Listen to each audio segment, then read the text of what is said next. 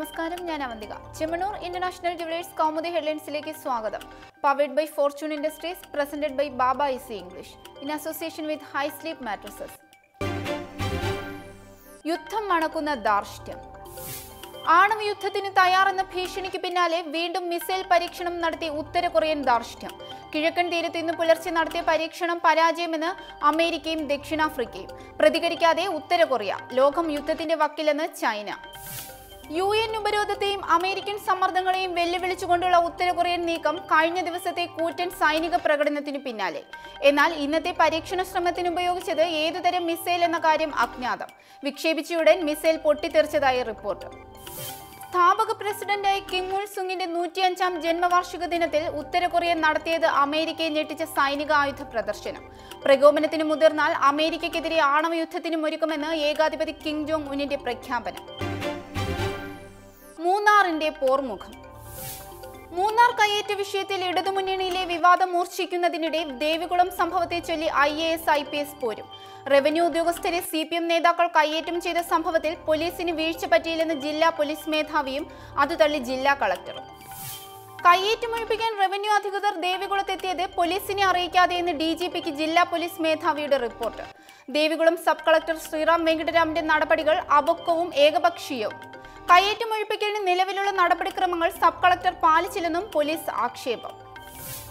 അതേസമയം പോലീസ് മേധാവിയുടെ റിപ്പോർട്ടിന് പിന്നാലെ ദേവികുളം സംഭവത്തിൽ മജിസ്റ്റീരിയൽ അന്വേഷണം പ്രഖ്യാപിച്ച ജില്ലാ കളക്ടർ GR ഗോകുൽ. ഉദ്യോഗസ്ഥരെ ആക്രമിച്ചതും കേസെടുക്കാത്തതും ക്രിമിനൽ നടപടിച്ചട്ടങ്ങളുടെ ലംഘനം. ആവശ്യമെങ്കിൽ അന്ന് സ്ഥലത്തുണ്ടായിരുന്ന പോലീസ് ഉദ്യോഗസ്ഥരെ വിളിച്ചുവരുത്തി വിവരം ശേഖരിക്കുമെന്നും കളക്ടർ. മനസ്സറിയാൻ മലപ്പുറം. ഫലപ്രഖ്യാപനത്തിന്റെ പിരിമുറുക്കം കാത്ത് മലപ്പുറം. ലോക്സഭാ ഉപതെരഞ്ഞെടുപ്പ് ഫലത്തിന് ഇനി മണിക്കൂറുകൾ മാത്രം. നാളെ രാവിലെ 8-ന് ആരംഭിക്കുന്ന വോട്ടെണ്ണലിൽ ആദ്യ ഫലസൂചനകൾ 8:30-യോടെയും അന്തിമ ഫലം 11 മണിയോടെയും. വിജയപ്രതീക്ഷ പങ്കുവച്ച് സ്ഥാനാർത്ഥികൾ. 7 നിയമസഭാ മണ്ഡലങ്ങളിൽ രേഖപ്പെടുത്തിയ വോട്ടുകൾ ഒരുമിച്ച് എണ്ണുന്നത് മലപ്പുറം ഗവൺമെന്റ് കോളേജിൽ. വോട്ടെണ്ണൽ കേന്ദ്രത്തിൽ എല്ലാ സജ്ജീകരണങ്ങളും പൂർത്തിയായതായി തെരഞ്ഞെടുപ്പ് കമ്മീഷനും ജില്ലാ കളക്ടറും. ഭൂരിപക്ഷം നിലനിർത്തുമെന്ന് UDF-ഉം അട്ടിമറി പ്രതീക്ഷയിൽ LDF-ഉം. മുന്നണി മത്സരത്തിനിടെ വോട്ട് വിഹിതം ഉയരുമെന്ന പ്രതീക്ഷയിൽ BJP. തന്ത്രങ്ങൾക്ക് തുടക്കം.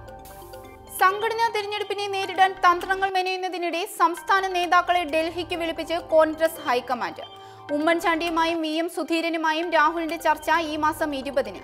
പാർട്ടിയിൽ ആധിപത്യം ഉറപ്പിക്കാൻ ചർച്ചകൾ മുറുക്കി AI ഗ്രൂപ്പുകൾ.